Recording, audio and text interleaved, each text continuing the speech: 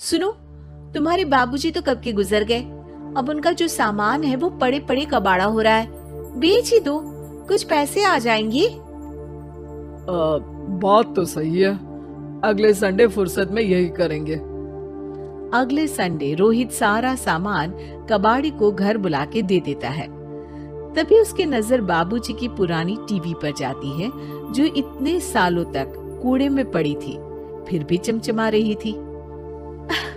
TV तो देखो, जैसे एकदम नई हो। हाँ, बाबूजी को टीवी देखना बहुत पसंद था। उनका सपना था कि वो टीवी पे आए। एक बार मौका भी था जब वो अपने गांव के गाने सुनाने किसी चैनल पर जाने वाले थे, पर मैं और मेरा भाई लड़ पड़े और बाबूजी को घर पर ही रुकना पड़ा। चला के देखें क्या? हाँ हाँ, क्यों नहीं, देख लेते हैं। पर शायद ही चले। बाबूजी ने उस लड़ाई के दिन के बाद टीवी देखना ही छोड़ दिया था। टीवी चालू करने के लिए उसमें केबल वायर लगा दिया जाता है। एक न्यूज चैनल चालू हो जाती है। स्वर्ग की सीढ़ी के रास्ते हैं तीन, तीनों के तीन रास्ते हैं संगीन। पहला रास्ता है सांप की बीन, दूसरा रास्ता घर में बिछा कालीन, तीसरा रास्ता कलकत्ता से चीन। ये क्या बकवास खबर है, कुछ अच्छा लगा दो। अरे आप बोलो तो सही, कोई अच्छी खबर सुना देता हूँ। मेरा तो काम ही खबर देना है। अरे बाप रे, टीवी बात कर रही है। हाँ, ये न्यूज वाला मुझसे। हाँ हाँ, आपसे ही तो बात करूंगा ना, आपके घर में हूँ तो। अरे ये सपना है क्या? तुम हमसे बात नहीं कर सकते? अरे सपना नहीं भाई साहब, ये टीवी जादुई टीवी है।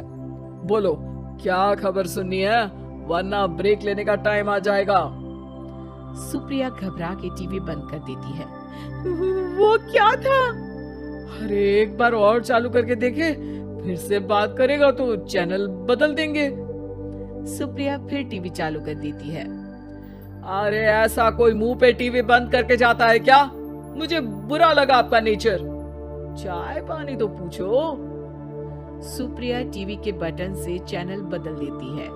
अब टीवी पर एक फिल्म चल रही है। अरे ये तो सूर्यवंशम है ना? हाँ, और ये ठाकुर को जहर की खीर दे दी और उसको पता भी नहीं है। ए भाई, खीर मत पीना, उसमें जहर है, मत पीना। ठीक है महाशय, जैसा आप कहें। हाँ। अरे आपकी बात मान ली, पूरी पिक्चर ही अब तो बदल जाएगी। मतलब ये सच में जादुई टीवी है? तभी वहाँ कबाड़ी आ जाता है। भैया, टीवी के 150 रुपए दूंगा, चलेगा? अरे 1.5 करोड़ में भी ना दे तुमको ये टीवी हम। अरे 1.5 करोड़ खरीदने को होते तो तुम्हारे घर में ये पानी चाय नहीं पीता, अंबानी या टाटा के घर बैठा कोल्ड कॉफी पीता। रोहित कबाड़ी का हिसाब करके उसे वहाँ से चलता करता है और अपने भाई शशिकांत को फोन लगा के बुलाता है। शशि थोड़ी ही देर में वहाँ पहुँच जाता है। क्या हो गया भैया? अरे बाबूजी का टीवी याद है? हाँ हाँ, जिसमें घुसे रहते थे हमेशा वो, और अपने को कुछ नहीं देखने देते थे। अरे वो अब जादुई टीवी बन गया है।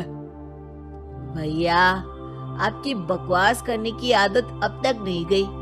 अरे आपके घर में बच्चे हैं, अब तो बड़ों जैसी बात करो। रोहित जाके टीवी चालू कर देता है। टीवी पर एक जादू का शो हो रहा है जिसमें एक जादूगर है। अब मैं अपनी टोपी में से कबूतर निकालूंगा। श्रिंग ब्रिंग शरिंग बम फोपा फुफी फुफा पाउ। टीवी से कबूतर निकलता है और शशिकांत के सर पर आकर बैठ जाता है। भैया, ये क्या हो रहा है? भैया इसे उड़ाओ। ए कबूतर, जा जा, कबूतर चल निकल। अब मैं टोपी में से सांप। सांप सुनते ही शशिकांत कांप जाता है और भाग के टीवी बंद कर देता है। भैया सॉरी भैया, मैं समझ गया ये सच में जादुई टीवी है, पर एक बार और ट्राई करते हैं। पर भाभी, कोई दूसरा चैनल लगाओ जिसमें डर ना लगे। सुप्रिया टीवी चला देती है और न्यूज लगा देती है। अरे कितने दिनों बाद मुझे याद आया, बताइए क्या खबर सुनाओ। और ये नया आदमी कौन है? ये मेरा भाई है शशिकांत। ओह यस, वही है ना जिससे तुम लड़ लिए थे किसी बात पे और तुम्हारे बुढ़ाओ पिताजी गुस्सा हो गए थे और टीवी को संन्यास दे दिया था। हैं? तुमको कैसे पता ये सब? इस टीवी में रहने वाले आदमी से लेकर कबूतर तक को तुम्हारे बाबूजी और तुम्हारी बातें पता है, इसीलिए तो ये जादुई टीवी है। ये टीवी क्या कर सकती है वैसे? तुम जो मांगो दे सकती है, कहानी बदल सकते हो, खबर बदल सकते हो, कोई चीज मांग सकते हो। अरे भैया, ये टीवी मैं लेके जा रहा हूँ। बाबूजी का लाडला तो मैं ही था ना। अरे ऐसे कैसे? मैं बड़ा बेटा था, अब तक मेरे घर में टीवी थी ना। अब तक कहाँ गए थे पिताजी के लाडले? तुम्हारी गलती का एहसास भी है। अरे भैया ज्यादा ना बोलो वरना भूल गए, आपके दांत तोड़ दिए थे मैंने उस लड़ाई में। मेरी बीवी के सामने मेरी बेइज्जती करता है, रुक।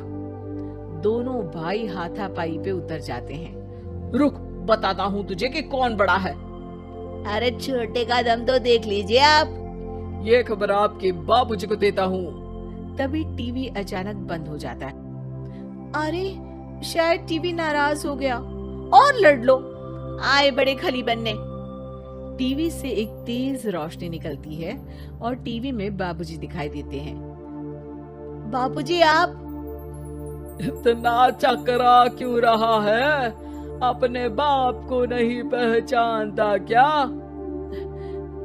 ये तो ऐसा ही है बाबूजी। प्रणाम बाबूजी। अरे चुप कर, तुम दोनों ही उल्टे हो। तुम्हारी वजह से मैंने टीवी में आने के सपने को छोड़ दिया, तुम्हारी लड़ाई की वजह से। और तो और, जितना मैं अपनी बीवी को नहीं देखता था उतना टीवी को देखता था, वो भी छोड़ दिया तुम दोनों की लड़ाई की वजह से। और अब मरने के बाद जब मैंने टीवी को जादुई टीवी बना दिया तो भी तुम इसका फल लेने की जगह लड़ रहे हो। अरे तुम तो लायक ही नहीं हो। अब तुमको बाबा जी का ठुल्लू भी नहीं मिलेगा। बाबूजी चले जाते हैं। टीवी बंद हो जाता है।